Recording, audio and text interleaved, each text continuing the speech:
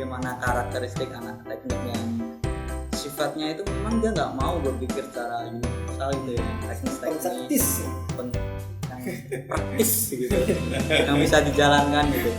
Kemudian anak PAI yang cenderung filosofis filosofis. Dan juga anak ilmu pemerintahan yang cenderung birokratis. Anak ikom belum. Oh, anak ikom itu cenderung lobby.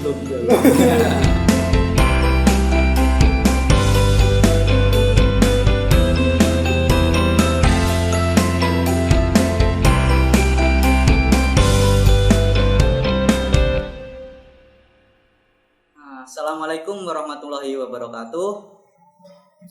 Nah, kami di sini dari Komisariat Fitrah menggunakan judul diskusi revolusi komisariat ya Mas Adi. Iya. Nah, dengan tema sinkronisasi PTKP dan P3A dalam perkaderan komisariat. Gitu. Nah, saya sendiri selaku Jauharuddin Ahmad Akfian, Kabid PTKP Komisariat Fitrah, dan teman saya Aku Nur Madila dari Kabid P3A Komisariat Fitrah.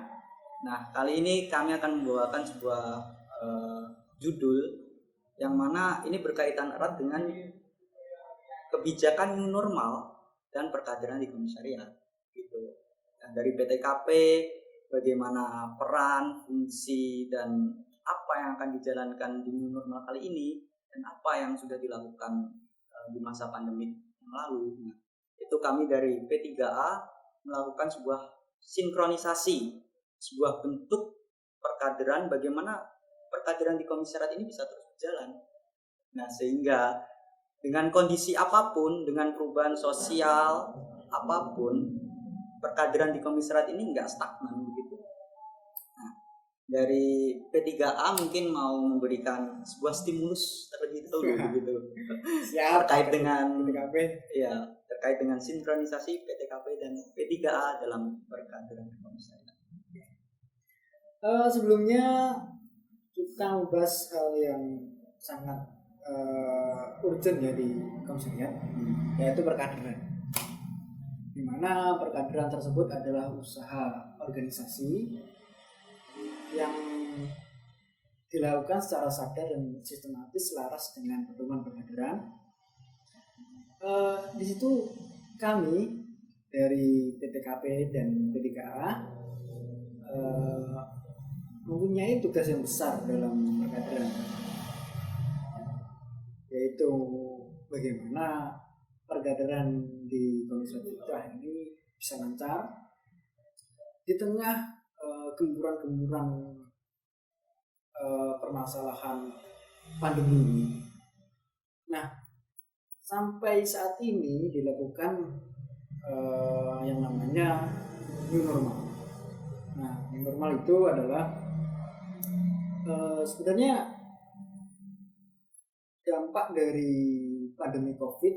Setelahnya itu adalah yang namanya new normal. Nah, di situ aktivitas masyarakat kembali digerakkan, kembali dilaksanakan kembali secara biasanya.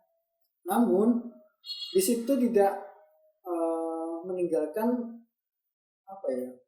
protokol-protokol kesehatan COVID sebelumnya, yaitu seperti menggunakan masker, cuci tangan dimanapun saat bekerja maupun bertemu dengan seseorang.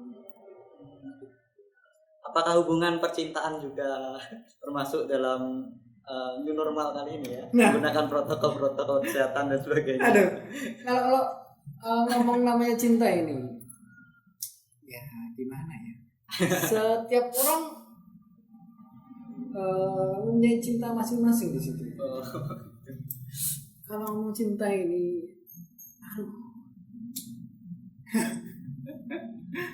nah jadi bisa sih. Contohnya kita mau pacaran nih, manapun harus pakai masker, manapun harus cuci tangan dan pakai hand sanitizer.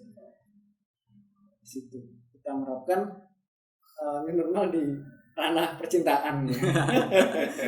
Terus dalam peran perkaderan sendiri ini bagaimana? Di era kan back to normal perkaderan begitu kan? Iya. Jadi peran P3A dalam perkaderan di era new normal sekarang ini itu bagaimana Pak? Bisa tolong dikasih penjelasan dan itu. Siap. Nah, jadi kan new normal bisa dikatakan aktivitas kembali seperti biasanya ya. Namun harus menggunakan protokol-protokol kesehatan. Nah di situ sebelumnya ketika pandemi masih menjalar hebat ya, semua wilayah dikarantina, semua orang tidak boleh berdekatan atau layaknya bersosial seperti biasanya. Nah di situ hal tersebut juga mempengaruhi keadaan pendidikan, keadaan ekonomi, dan keadaan sosial. Nah, yang saya perhatikan ini di saat pandemi menjalar, revolusi 4.0, revolusi industri 4.0 itu sangat-sangat apa ya kita rasakan. Seperti contohnya kita menggunakan webinar, terus WA Group itu salah satu contoh kita sudah menggunakan bentuk-bentuk dari revolusi industri 4.0, yaitu ketika kita tidak boleh bertatapan muka, ketika kita sebagai aktivis ya, pura-pura aktivis ya, pura-pura aktivis di tempatnya ini. pura-pura aktivis, biasanya kan sering buat ruang-ruang diskusi, ruang dialektis ya. Siap. Nah di situ kita berubah penggunaan media. Sebelumnya media kita adalah ruangan. Saat ini ketika pandemi menjalar, itu kita menggunakan yang namanya webinar, Zoom, ataupun dengan WA Group. Oh iya. Nah, itu untuk melakukan diskusi. Agar kenapa? Kita sebagai aktivis ya, tidak boleh yang namanya berhenti. Katanya senior ya kan. Kita kok mestinya seperti ini. Iya.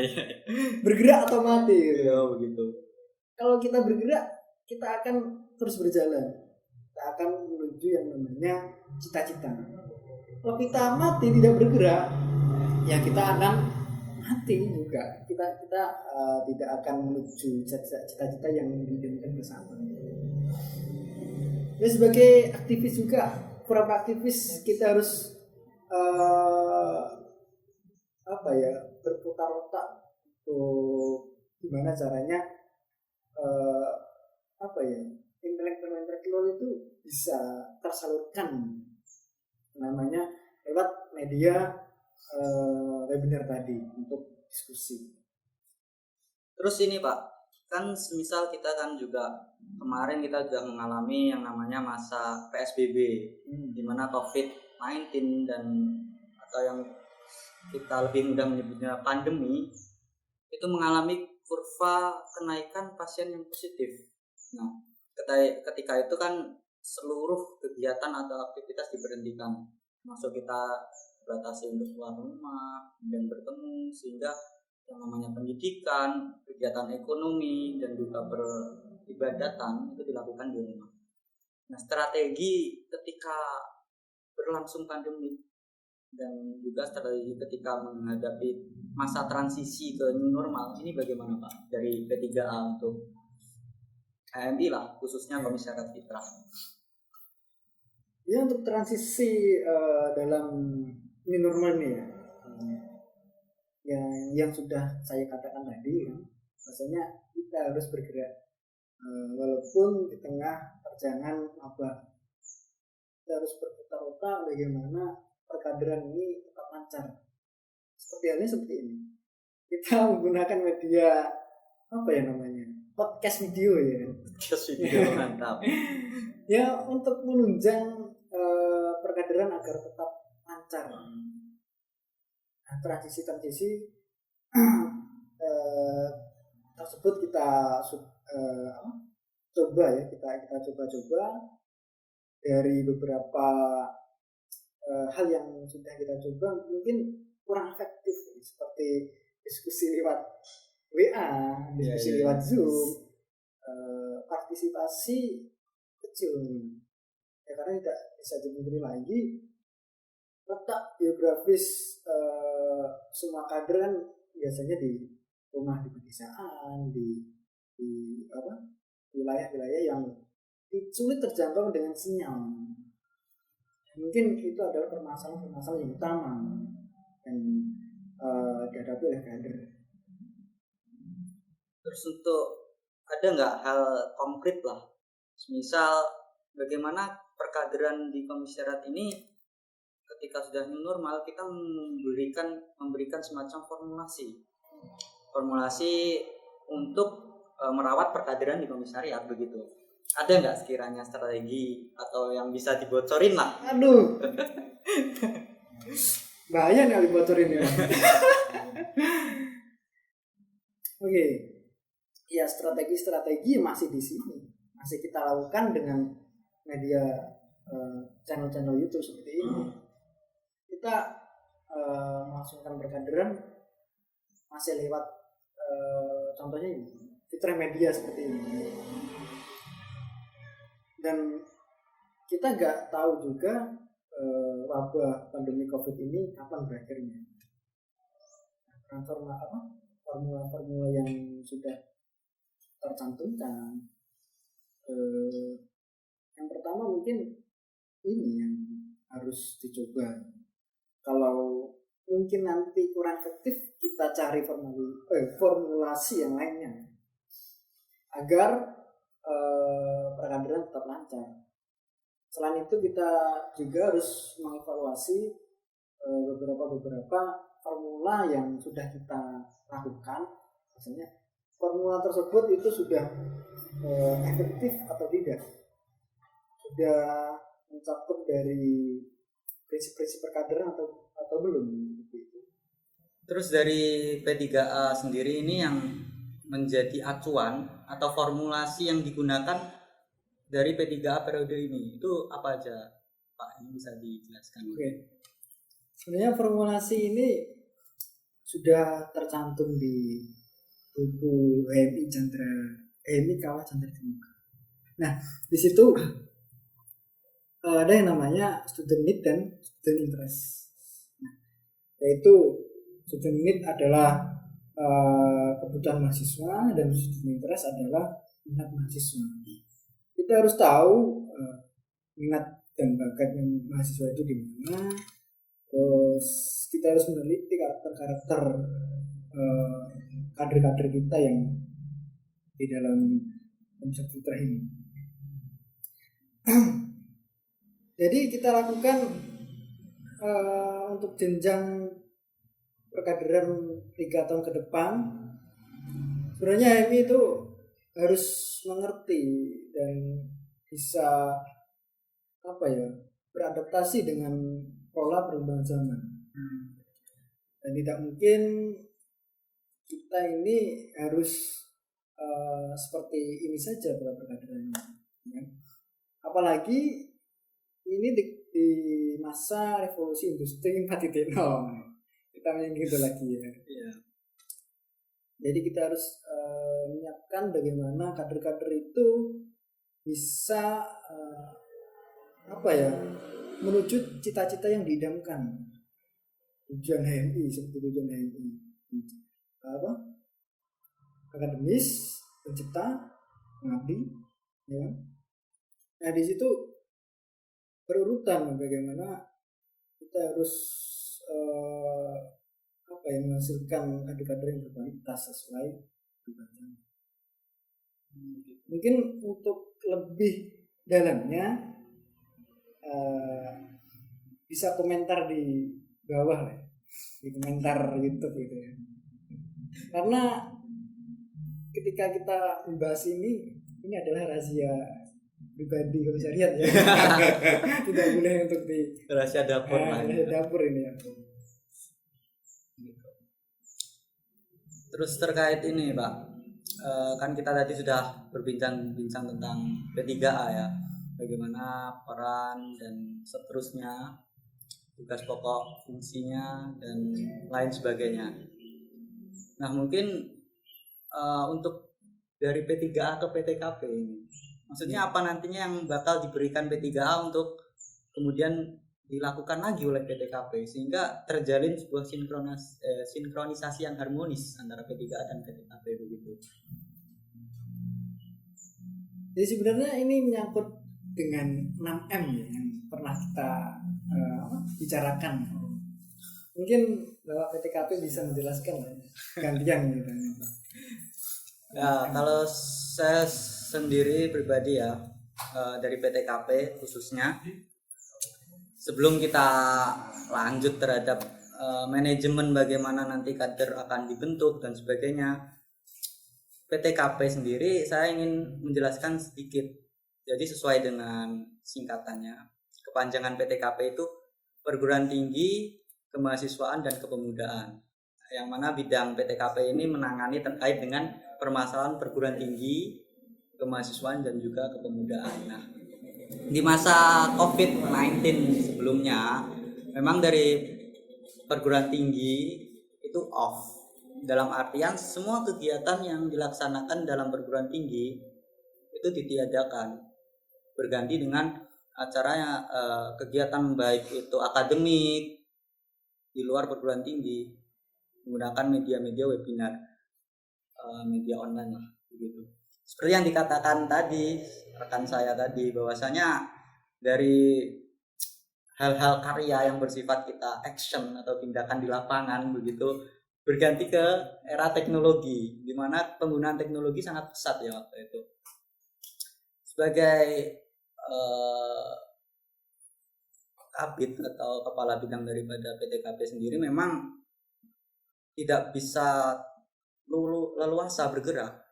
Misal dari halnya kita dibatasi untuk terjun ke lapangan, kemudian ke ranah kampus dan sebagainya. Kita juga mengandalkan hal-hal yang bersifat media online. Kita membuat semacam diskusi online lah, menggunakan grup WhatsApp dan sebagainya. Ya sama dengan yang dilakukan oleh organisasi lain mungkin. Sama aja ya. Jadi terkesan itu sangat menjemukan lah kalau kita menggunakan media online tapi tidak memiliki variasi yang lain. Iya, sebenarnya juga masuk sih. Pendidikan, saya juga ingin mengomentari bahwasanya ada negatifnya juga sih ketika kita melakukan pendidikan dalam revolusi 4.0, melakukan pendidikan dengan webinar atau Zoom gitu. Terkesan seperti apatis. Iya, semua tugas ya kan semua dikelola dalam wadah online iya. gitu. Jadi gak ada tatap muka, gak ada yang namanya emosional. Karena karakter seseorang itu bisa diketahui dari emosionalnya sendiri saat kita berjumpa begitu ya. Dan itu yang menjadi masalah dari ketimpangan sosial di situ. Ya kalau misalnya kita kerucutkan lagi ya ini untuk sinkronisasi antara P3A dengan PTKP, lebih simpelnya lagi begini. Ketika P3A itu melakukan kaderisasi di internal, di komisariat. Nah, penggodokan kader itu kan dilakukan oleh P3A di komisariat. Nah, PTKP ini sebagai ujung tombak ketika nanti kader yang sudah berkualitas itu disalurkan ke perguruan tinggi. Nah, makanya PTKP ini sebagai ujung tombak komisariat, atau dalam arti lain dia bagian eksternal, di mana hubungan antara perguruan tinggi, kemudian kemahasiswaan, kepemudaan yang naungannya itu di luar daripada komisariat itu dijalankan oleh PTKP sendiri gitu. Mungkin ada gak formula yang dilakukan oleh PTKP ketika di dalam masa pandemi ini? Kan biasanya PTKP adalah ujung tombak dari perkaderan di wilayah eksternal.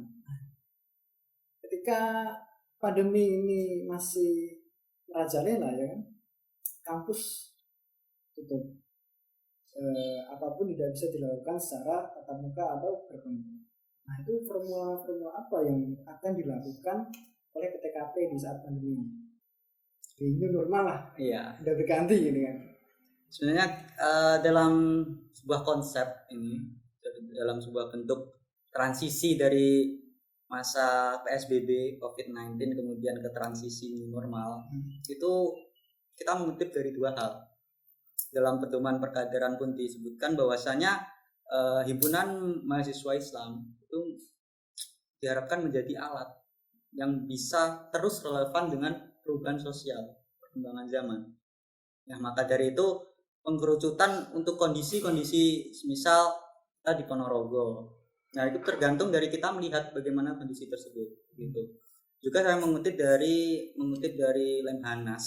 Itu kalau nggak salah disampaikan oleh Bapak Prabowo, itu ada 3 hal yang bisa dijadikan sebuah acuan ketika kita menghadapi masa transisi ke new normal, yaitu apa sesungguhnya new normal itu yang berubah, kemudian apa seharusnya new normal itu yang berubah, kemudian yang terakhir apa sebaiknya new normal itu yang berubah gitu. Dari apa yang sesungguhnya itu menyangkut tentang habitus atau kebiasaan kita dalam sehari-hari, kemudian apa yang seharusnya itu menyangkut tentang manusia dan juga lingkungan sekitar, dan juga termasuk habitus tadi yang seharusnya kita lakukan. Misal kita menjadi lebih mengintrospeksi diri, kemudian kita lebih mengeluarkan lagi potensi dalam diri yang seharusnya itu tidak bisa dilakukan ketika kehidupan normal. Nah, dari masa COVID-19 kita kan banyak yang dilakukan di rumah, harusnya berkontemplasi diri dan mengembangkan potensi diri sendiri. Dan yang terakhir, apa yang sebaiknya dilakukan. Jadi dari apa yang seharusnya tadi dan juga apa sesungguhnya yang berubah tadi, kemudian muncul konklusi apa yang sebaiknya dilakukan. Yaitu dari habitus dan potensi diri yang dikembangkan tadi muncul sesuatu yang baru. Misal dari kebiasaan kita yang mungkin lebih simpelnya kita ambil contoh kebersihan lah, jadi lebih baik. Kemudian dari potensi tadi muncul potensi diri yang terpendam, kemudian dapat dieksplorkan gitu. Nah itu menjadi apa yang sebaiknya kita lakukan. Nah dari PTKP mungkin ketika new normal terjadi, ya tetap sajalah kita fokus antara 2 hal ya. Yang mana penggodokan kader di internal yang sudah dilakukan P3A, mulai dari yang dipaparkan Pak Agung tadi, bagaimana dia kader-kader membentuk kader merekayasa mereka menjadi suatu yang berkualitas, yang mampu diterjunkan ke dalam masyarakat. Nah ini menjadi tanggung jawab PTKP kembali ketika menyalurkan kader-kader ini terhadap hal-hal yang sifatnya eksternal dari komisariat. Sekelompok orang yang terorganisir secara terus-menerus dan akan menjadi tulang punggung bagi kelompok yang lebih besar. Nah itu kan menjadi hal yang wajar dilakukannya, pokok lah. Bagaimana kader itu dibentuk secara terorganisir, berarti di dalam organisasi ada yang namanya aturan main. Jadi kader tidak boleh melakukan hal-hal sesuai dengan selera pribadi. Kemudian terus-menerus, yang dapat diartikan bahwasanya perjuangan itu secara istiqomah atau kontinu, tidak mengenal yang namanya euforia lah. Perjuangan euforia yang hanya dilakukan saat gitu. Dan yang terakhir menjadi tulang punggung bagi kelompok yang lebih besar. Ketika kualitas dari kader ini sudah matang, maka dia disiapkan lagi untuk memimpin sebuah komunitas yang lebih besar, sebuah kelompok yang lebih besar gitu. Nah ketika sudah ini penggodokan yang dilakukan dari P3A matang ini, baru dari PTKP melanjutkan menyalurkan eksternal daripada komisariatnya. Itu sedikit sinkronisasi dari PTKP dan P3A.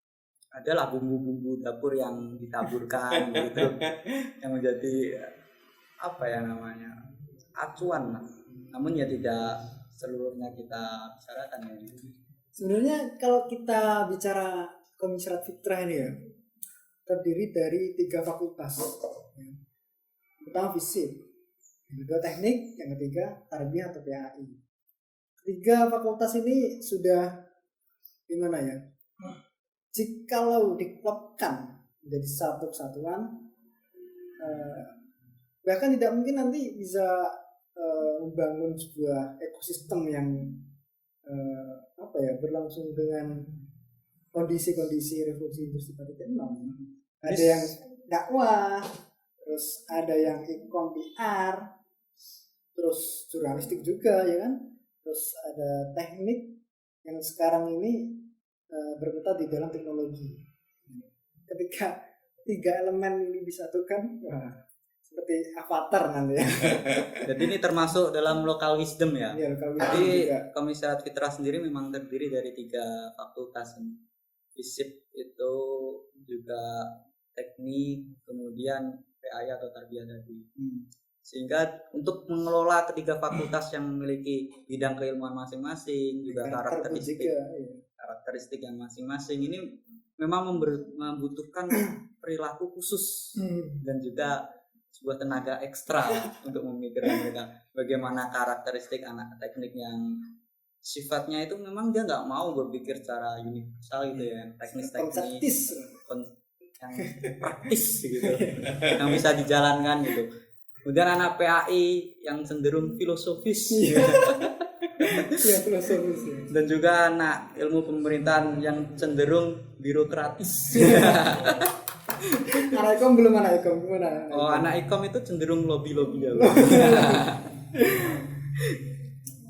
Jadi memang butuh yang namanya sebuah rumus formula untuk menggabungkan dari ketiga elemen.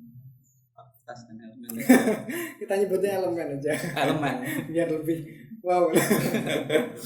Begitu. Ya mungkin mungkin dari PTKP lah. Apa yang ingin dicapai atau target untuk 3 tahun ke depan dari PTKP, mungkin juga P3A juga. Mulai dulu dari PTKP. 3 tahun ke depan dari itu yang dicapai apa sih? Sebenarnya dari 3 tahun ke depan itu kita menerapkan sebuah strategi jangka panjang. Jadi apa yang mau kita capai 3 tahun ke depan, kita persiapkan mulai sejak hari ini. Misal dari perguruan tinggi, kita mengejar yang namanya kader yang berkualitas, entah itu dalam bidang akademik, kemudian dalam ormawa kampus, kemudian leadership dan sebagainya. Nah, kita mengolah bibitnya itu dari sekarang ini. Jadi ketika adik-adik yang sekarang ini diolah menjadi berkualitas, nah otomatis mereka akan memiliki semacam tanggung jawab terhadap adik-adiknya lagi. Nah, dari tanggung jawab yang berurutan, yang terus-menerus seperti mata rantai lah, ini otomatis setiap yang namanya teman lah kalau gitu, teman yang di atasnya kan lebih akrab kalau gitu. Teman di atasnya terhadap teman yang di bawahnya pasti menginginkan teman yang di bawahnya ini lebih baik daripada teman yang di atasnya. Dan terus-menerus seperti itu. Jadi diharapkan nanti ketika dalam proses perkaderan yang terus-menerus dilakukan secara terus-menerus ya, mata rantai perkaderan lah. Itu akan menghasilkan kader yang lebih berkualitas lagi, dan seterusnya. Termasuk PTKP dalam ranah perguruan tinggi kemahasiswaan dan kepemudaan. Ya, sebenarnya ketika kita mencanangkan target 3 tahun ke depan, kita harus berkaca dalam keadaan sosial juga, ekonomi, pendidikan yang saat ini kita rasakan. Sangat cepat sekali perubahan-perubahan yang terjadi. Tahun 2010 ya kan, masih dengan HP Nokia, sekarang pakai Android seperti ini. Bahkan sistem perkaderan atau pola pengembangan juga ke depan harus juga dimengerti oleh semua pengurus. Jadi HMI itu harus mengerti dan bisa beradaptasi dengan perubahan zaman. Ini semacam formulasi ya dari PTKP dan P3A. Memang terdengar sangat umum bagi teman-teman manajemen khususnya. 6M itu apa aja untuk merancang sebuah strategi khusus begitu ya Mas. Iya.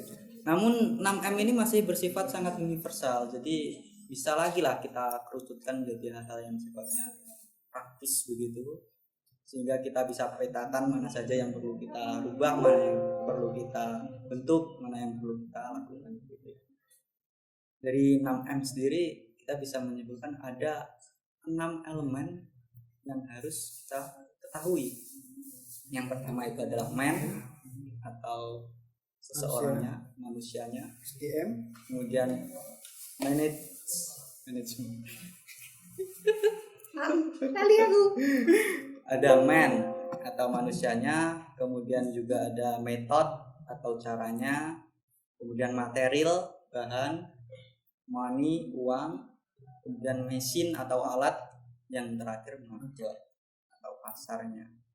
Nah, dari 6M ini kita membuat semacam konsep bahwasanya yang pertama man atau SDM itu yang paling penting.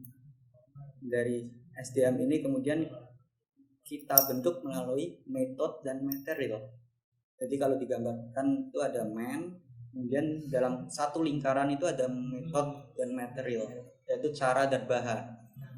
Jadi cara seperti apa yang kita rumuskan, bahan apa yang kita gunakan, itu terangkum menjadi satu man yang dilempar terhadap lingkaran, metode dan material.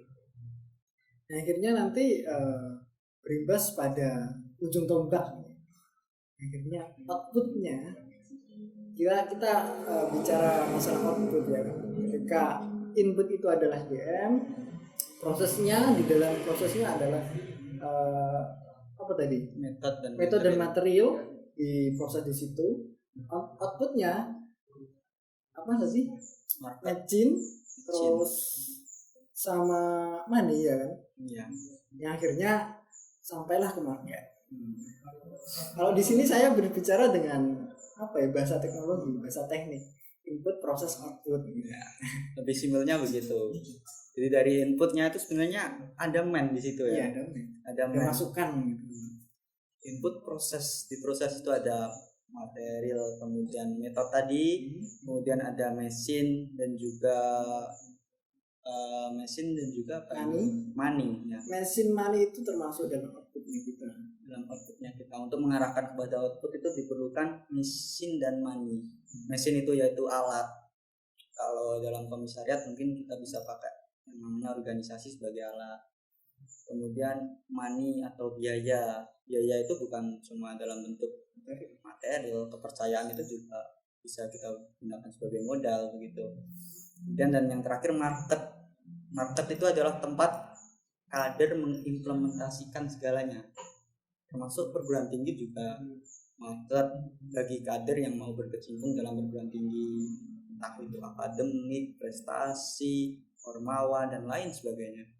Juga di komisariat sendiri bagi kader-kader yang mau mengabdikan diri komisariat begitu. Ya biasanya kalau kita bicara masalah kampus ya, istilah market atau pasar rujuk kepada politisasi ya. Padahal kita itu bukan hanya di situ saja. Kita menghasilkan kader-kader yang dimana apa tadi prestasi ya kan, prestasi akademiknya. Jadi harus menghilangkan stigma-stigma negatif ya. Sebuah organisasi ekstra menuju ke kampus itu pasti pikirannya adalah politisasi. Namun yang kita buat ini bukan itu ya.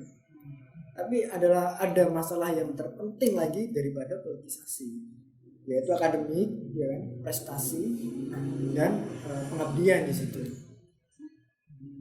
ya. Jadi ada hal terpenting dari politisasi selain politisasi ya. Itu tadi yang kita sudah bicarakan bahwasanya akademik itu penting karena kita adalah mahasiswa dan tujuan TNI adalah yang pertama adalah akademiknya dulu. insan akademis. insan akademis. Nah, mungkin ada yang perlu disampaikan sebelum ini selesai, begitu kita akhiri. Mungkin sementara ini saja dulu ya. Nanti ada lanjutan lagi lah part kedua. Ya, mungkin itu saja yang bisa kami sampaikan terhadap teman-teman. Akhir kata mungkin saya menyampaikan sedikit.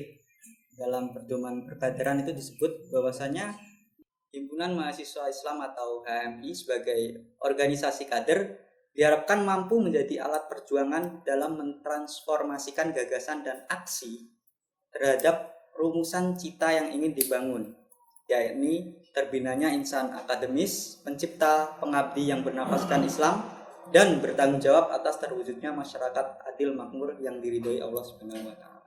Gitu. Sekian dari kami, kurang lebihnya mohon maaf. Wassalamualaikum warahmatullahi wabarakatuh.